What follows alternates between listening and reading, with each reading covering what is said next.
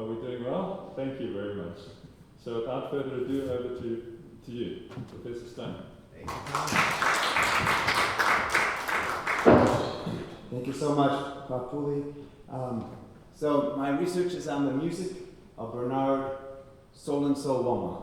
And so I'd like to just welcome all of you to my PhD lecture-recital. Thank you, friends from Education Africa, for coming out, friends from UNISA. I want to say that I've had so much support from Thomas, from Mark on the work over the last few years, and also a lot of support over the last many years, 9 years now, from my friends at Education Africa, and also the rest of the faculty and staff here at UNISA. Thank you for supporting my work.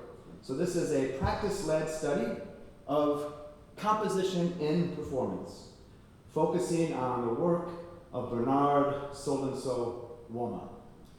Bernard was my mentor, my collaborator, and one of my closest friends. For nearly 3 decades, we worked together. Bernard was a Jil Goba, a master player of this instrument, the Jil. And as a Jil Goba, he was one of the most acclaimed musicians of his generation in Ghana. Sadly, he passed away in 2018 from cancer at the height of his career. And so thinking about going back to school to pursue a PhD, I realized I wanted to focus on his work as a way to pass it on to future generations. So just a little map of Ghana. Bernard is from the far upper west region of Ghana, all the way up here where the arrow is. That's where his village of Heneteng is. And Bernard is Dagara. The Dagara people are one of multiple ethnic groups that play the Jil as their primary instrument. The Dagara people also live in a large part of Burkina Faso, in the southern part of Burkina Faso, and even into the north of Cote d'Ivoire. So this is where Bernard grew up, in far rural area of Ghana, way up here. But in his 20s, he moved down to the urban capital of Accra, which is much like Joburg or Pretoria, bustling city with people from every part of Ghana, and he joined the Ghana National Dance Ensemble. As a member of the Ghana National Dance Ensemble, he learned about music from many other parts of the country, and he eventually became a master drummer in the ensemble. In fact, in Ghana, he's better known today as the player of the Royal Asante drums. People know him from playing for different visiting dignitaries, presidents from around the world. And yet the Jil, of course, was his main instrument from the rural part of Ghana. And then also Bernard became a U.S. resident and worked with many Americans like myself. He lived in the later years of his life about half of each year in the United States. And so in my research, I have interviewed 30 collaborators of Bernard, 10 from the far north, the rural part of Ghana where Bernard's roots are, 10 from the urban Accra area, and 10 Americans, each reflecting on different parts of Bernard's career and Bernard's practice. Also in Accra, Bernard formed the Dagara Music Center. And so he formed a school in Ghana where he has actually taught thousands of people from around the world. And it's a center that still continues to thrive, being run by his widow and some of his good friends, as well as his nephew. And I was just there at the Dagara Music Center just last month. So the instrument that was Bernard's primary instrument and the focus of my research is the Jil. And the Jil is a very diverse instrument. There's many types of Jil. And the picture you see here is a Dagar Jil. This is the grand instrument. It's a huge instrument. Delta wouldn't let me bring this one on the airplane. In fact, very difficult to travel, but this is the main traditional instrument played by the Dagar people. The instrument to your left, over there, is what a kojil looks like. So rather than 18 keys, we have 14 keys, and both of these instruments are tuned to a relatively equidistant pentatonic scale.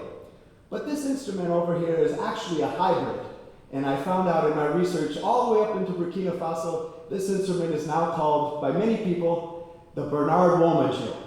But what Bernard did was he took the big sound of the Dagara Jil. He took that big sound And he made sure, even with the cogio, it still has that big sound, even though it is a smaller instrument that you can travel with. And another thing about this particular instrument that makes it very special, this is actually Bernard Woma's Jill. We were very close, and when he passed away, I was honored that his family gave me this instrument. And the reason they gave it to me, he had two instruments. One was the traditional equidistant pentatonic tuning, and this is what the family called the orchestra Jill, because this is the Jill that's actually been played in South Africa before in Durban when we played with the KZN Philharmonic. And this instrument we tuned to an A major pentatonic scale to facilitate collaborations with orchestras. And so just in this one instrument alone, you start to see the syncretic nature of Bernard's music, combining together the sound of the two traditional instruments and then tuning to a Western pitches to be able to facilitate intercultural collaboration. And so my primary research question is around syncretism in Bernard's music and how holistic practice manifests within composition and performance. Related questions I'm looking at include how are his compositions grounded in traditional Dagara genres, language, and spiritual practices.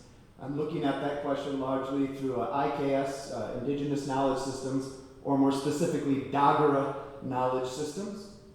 My second sub-question, how did Woma's experience performing music in new contexts and his expanded knowledge of broader global traditions inform his creative work? As Thomas mentioned, I'm using a 4E music cognition lens to look at this question and related areas. And finally, what remains consistent and what changes through improvisation within varied performances of the same composition?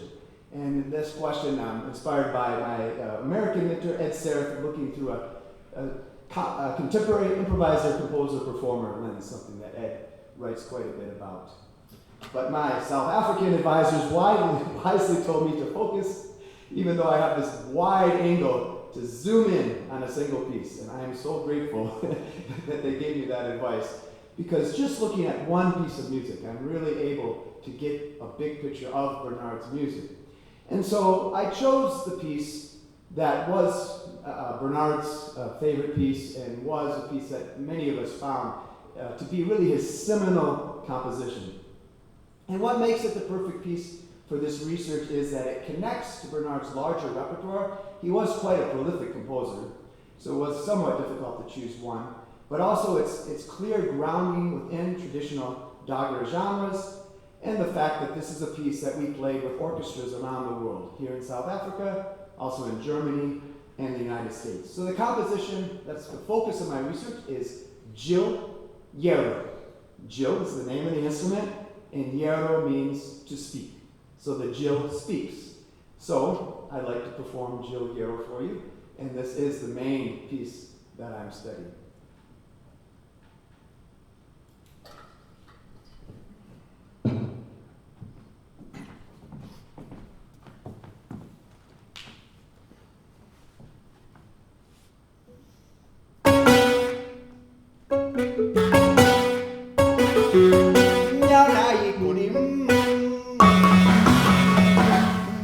Papa Yaga, Nagarero Papa Yaga, Mia, Apara, Dagarero, Ile Imene, Openator.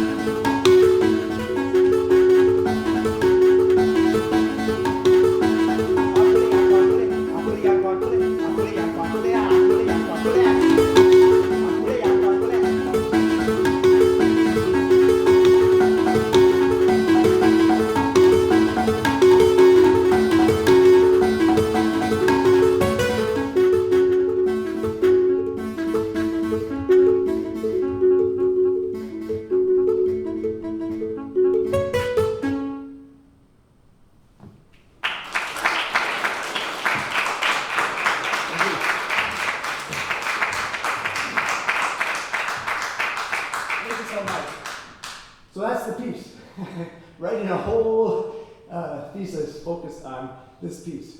But as I said, going and looking at this music in many different ways. So I've taken what's known in the U.S. as integral theory. It's also sometimes it's closely related to transdisciplinarity. And I've used something called integral methodological pluralism, which just means that I'm looking at Bernard's practice from many different lenses. And so I spend a whole chapter focusing on Bernard's description of his own practice, through his narrative, through recordings I have of him, fortunately, talking about his tradition, through concerts he gave. And that's been a lot of fun, listening to all these recordings, my teacher, and doing narrative inquiry to look into it. And that is the subject of Bernard from the first person, or I. And then we turn to we, all of us as collaborators, the 30 people I interviewed. And this is looking at Bernard's practice through the voice of 30 different collaborators, the we, or the intersubjective. And then I look at the piece that I just played for you, and I analyze it using structural musical analysis, drawing on the work of one of my Ghanaian professors, Willie Anku, amongst many other African musicology, African music theorists, to analyze this piece. And so the piece is the object of my work, or it. But what I want to share with you today is maybe the most challenging chapter, which is the its, which is the genre systems, all the many different things that informed this piece, right? So obviously, in any type of music, our work is informed by the musical culture that we're part of. And Bernard, in fact, was part of 3 very distinct music cultures, as I outlined, growing up in the rural north of Ghana, working throughout his adult life in the urban capital of Accra, and then also collaborating with people around the world. And so that's what I want to present today, is the interobjective, looking at genre systems. So what we're looking at is ways of listening and ways of playing the jill. And so what I did is I took this piece, and I took 3 versions of it, and I played it for all 30 people. And I just asked them, what do you hear?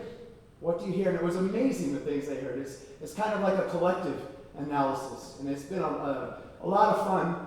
These are also my friends that I've known for many years, and it's been a lot of fun to reflect on the music of our teachers through these 3 versions. The first version is a solo version, Bernard playing it by himself, similar to what I just shared with you. The second version is a trio version, which is me supporting Bernard on the jill, and then Kofi Amia playing the drum. And the third version is with a symphony orchestra. In this case, it was the Albany Symphony in New York. And so I'm going to share some of that with you. But first, this is a picture of me standing at my late teacher, Bernard So-and-so Woma's grave in the north of Ghana, in his home village of Hinitang. I'm standing next to his brother, Dofado Woma, and next to Dofado is Jerome Balsa, who during the interviews I did in Dogra, he was main translating. And speaking in Dogra, Dofado Woma really summarizes what this work was all about. Reading the English translation to you, he has passed his work on. It's his voice that we are still listening to right now. He has worked for the benefit of humankind, including his father's house. Everyone should take the work of his hand and continue with it and listen. So this was listening together with 30 different people. So I'm just going to play you short excerpts of each of the 3 versions, not obviously the whole thing, that would take an entire hour, but just short excerpts, and I'll let you read some of my research participants' responses as you listen. So this is the piru. Piru is like the warming up of the instrument. It's kind of a free playing. This is the opening of Giliero, Bernard playing by himself. Can we turn up the volume, Chris?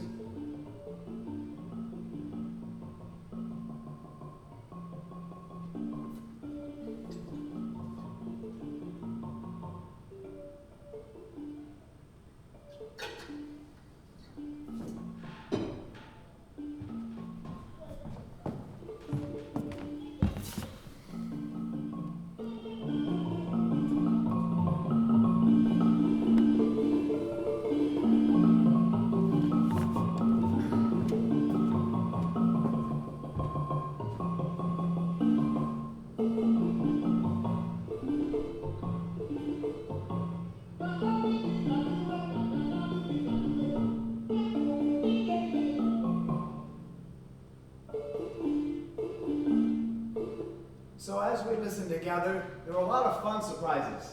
So Aaron Bebe, who's a Jill professor at the University of Ghana, and Raleigh Oyerele, who's one of the senior Jill players I interviewed, along with a number of Jill players, immediately responded, low Jill.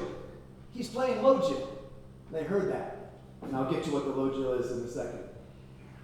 David Rogers was the person who did the arrangement of Bernard's piece for Symphony Orchestra, and he reflects on Piru, thinking about how Bernard brought this instrument to the stage. Kofi Amiao, who's the drummer in our trio, talks also about Bernard's stage presence and the sense of joy he always had when he played, his sense of humor. And so, low Jill. I've been playing Jill for 3 decades, and I had never played low Jill. So this is good that I did this listening together, because I wasn't going to hear low Jill. And so my friends heard low Jill. And so let me tell you what the low Jill is. The low Jill is this instrument. And there's several different types of low Jill. The low Jill of the Dagara, again, the Dagara, like their instrument's very big. This instrument I have here was made by this man, Tijan Nirwana, who's Birafore. This is the Birafore style, and the Birafore is a little bit smaller. This is Gambara. You skip this key. See here, it's not an equidistant pentatonic scale. It actually has varying intervals. Now, also important is that in talking to my research participants, they said that this instrument is the ancestral Jill, that this is the older version. And they have a story they tell about the origin of the Jill, that it comes from the Katombe. The Katombe is a mystical being, and the Katombe gave the Dagara, the Birafore, this instrument. But the part of the story, I hadn't heard this story for many years, the part of the story I hadn't paid attention to before was that they didn't give them that Jill, the Ko-Jill. It was the low Jill, or the bow Jill. And also, it wasn't a Jill with gourds on it. Now, if you go to a funeral or a recreational event in Ghana, the first instrument I played is 100% what you're going to see, okay? The Jill that has the gourds underneath, the buzzing sound. The only time I've ever seen a panpul is in someone's house, like in Tijan's house here. You see he's dug a hole. This mic seems really hot now, Chris. Let me turn on the mic. He's dug a hole in the ground, okay?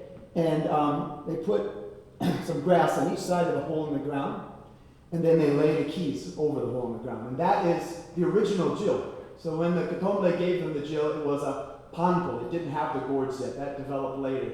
And the panpul is still used as a teaching instrument. And so I've created a new version of the panpul. I made this box before coming to South Africa. My friend Tijan actually just made this instrument for me recently. And so with Tijan and with Jerome, I asked them, okay, Bernard is playing music based on this instrument that I don't play. I need to learn to play it. I'm a musician, I want to understand what's going on. And so Jerome taught me this piece that is called Bar Bene. Bar is their traditional religion, so this is the music that's played at the religious festival. Bar Bene, and I'm going to play the panpul low Jill. Thank you.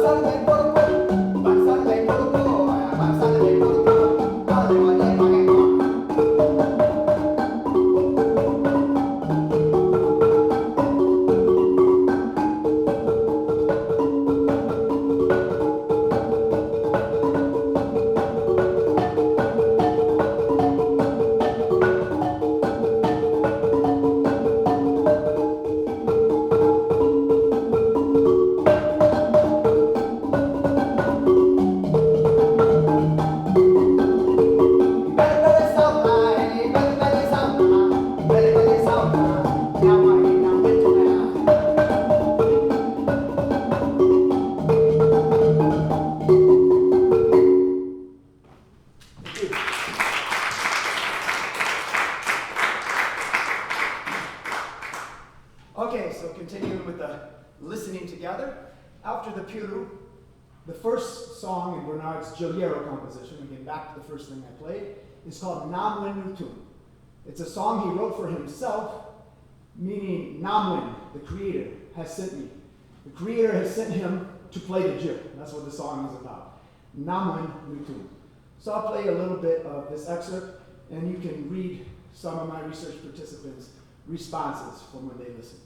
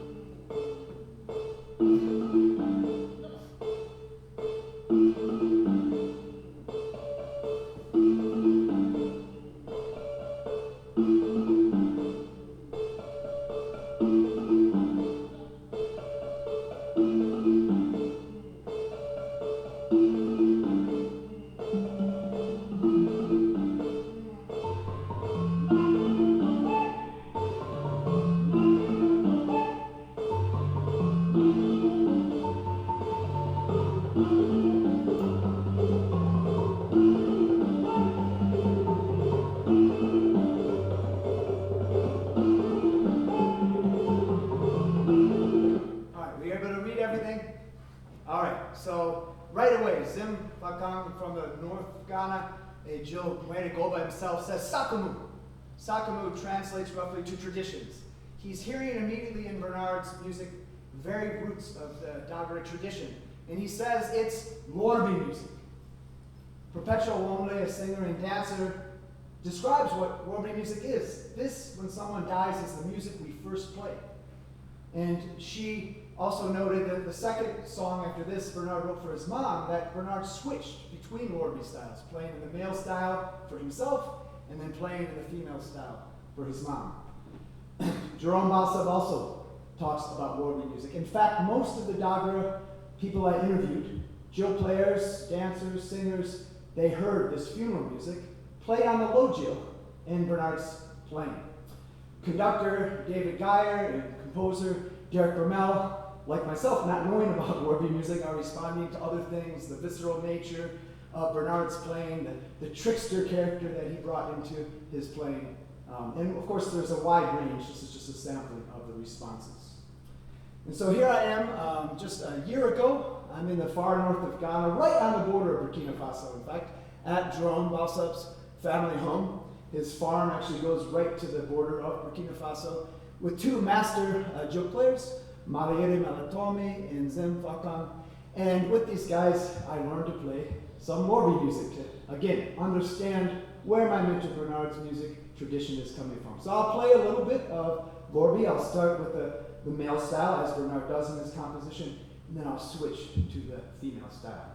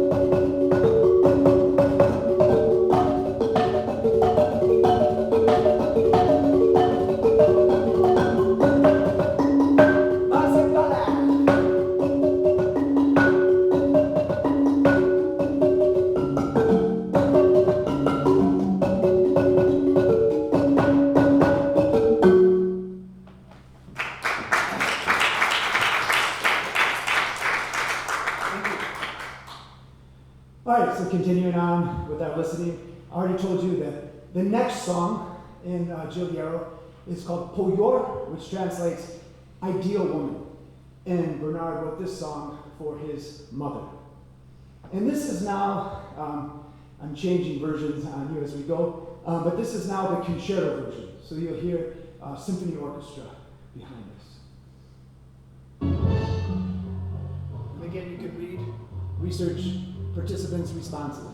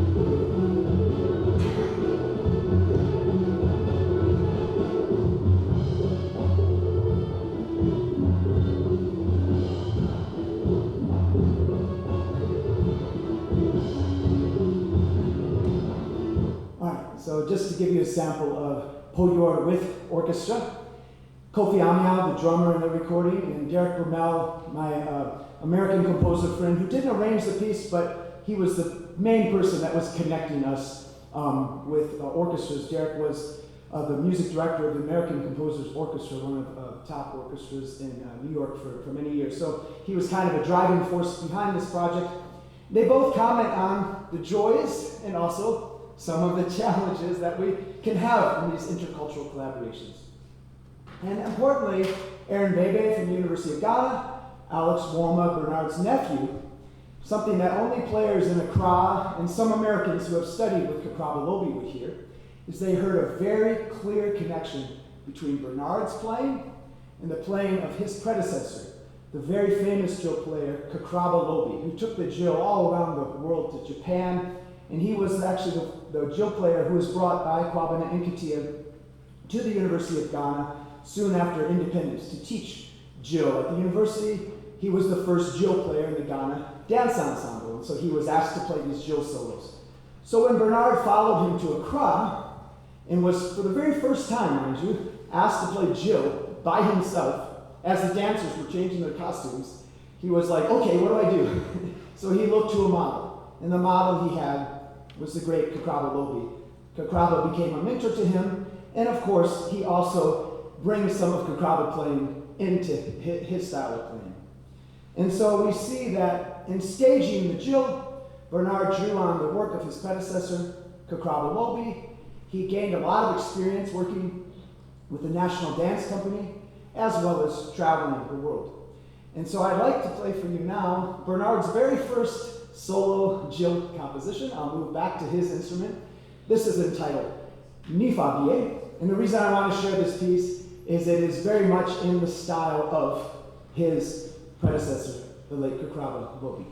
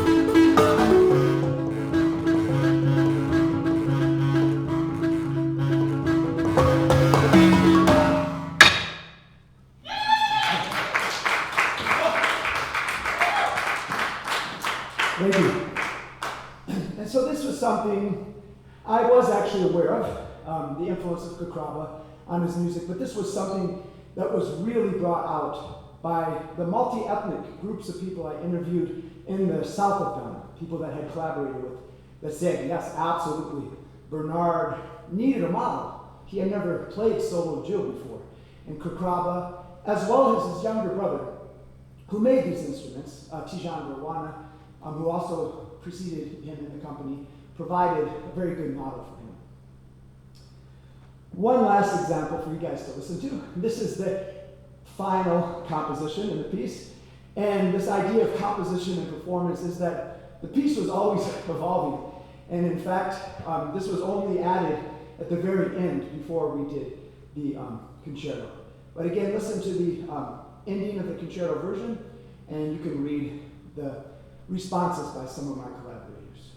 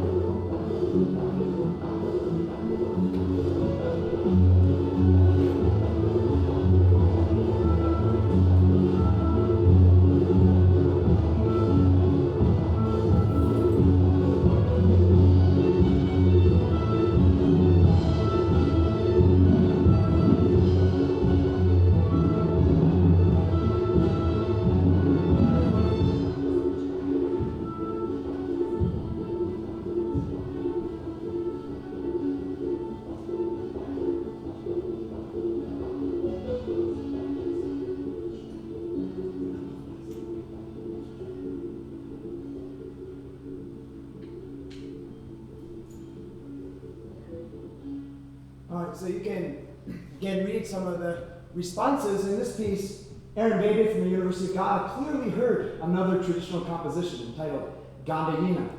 Jerome Balsop heard that Bernard is borrowing from the music of a neighboring ethnic group, the Birafor people. Andrew Swoma, who is a dancer and Bernard's brother, responds to how this music reflects Bernard's given Dagara name, So-and-so. His middle name, Bernard So-and-so-Oma, literally means in the middle. Bernard, as Andrew says, was in the middle of everything. He was taking Dagara songs, putting them with Birafor rhythms, and then putting them into the middle of the symphony orchestra. And the conductor of the orchestra, someone who really got into this music a lot, David Geyer, reflects on many levels.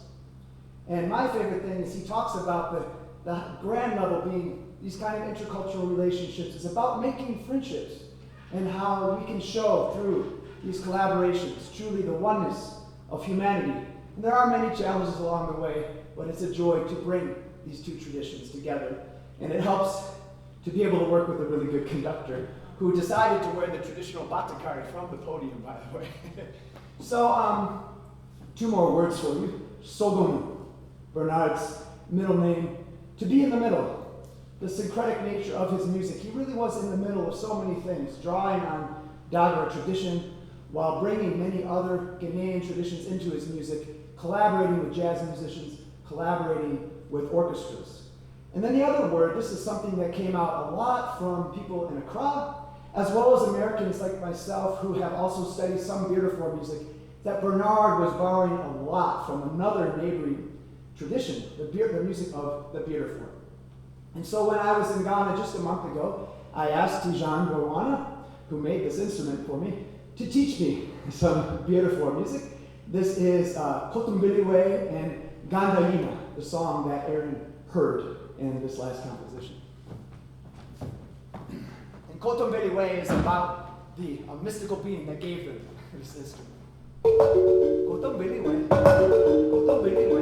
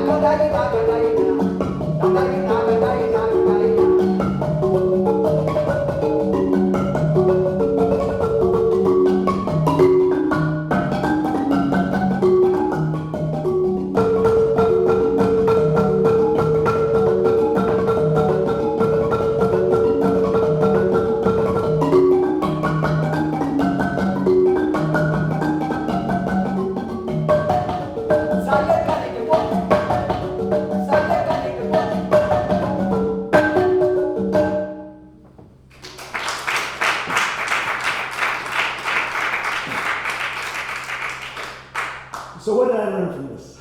As we listened together with 30 different people, 3 different versions of the same piece of music, actually I gained a lot from it. I feel like I have grown as a performer, I've grown as a scholar, as a teacher, but in a nutshell, I looked at this along 4 different research lines, including spirituality, which we find moving throughout, community, language, which includes both Dagara, but also related languages, and of course the language of the joke itself, and then the joke. And as I went from the 10 people in the upper west region of Ghana, where the instrument comes from, I found a Dagara-centered way of hearing this music, which then moves to Accra as we start to take in other elements, the theatrical elements, to a more Ghana-centered way of hearing Bernard's music. And then finally, as I went to the United States, and in America I also did interview a couple of Dagara who now live in the United States, we see a more kind of world-centered way of understanding his music. But what I love is that in all these ways, people really appreciate what Bernard brought to his art form. And so this is one of the bigger takeaways. And the singer, Perpetual Wombe, thought really summed up our work very nicely in Dagara, which I've had translated to English. Some child did not grow up to meet him, but because we are still reviving his memories this way, when she grows up, she will see traditions that have been maintained from the past. Aha! Someone can grow up but never get the chance to meet him. But if we keep reviving his memories this way, they will never die. It is maintained as a wonderful thing. It is his name, and his name is also held in high esteem. Yes, and his memories remain with us. Yes, and he continues to live within us. And that's been a beautiful part of this journey, just to share this music with 10 South Africans, a dozen South Africans here today who came to this PhD recital to get to share Bernard's music. And there's very few of us actually playing his music right now. His nephew, myself, a couple other people. And so I'm hoping through this work I will be able to, as Perpetua says, pass this on through recordings to the next generation.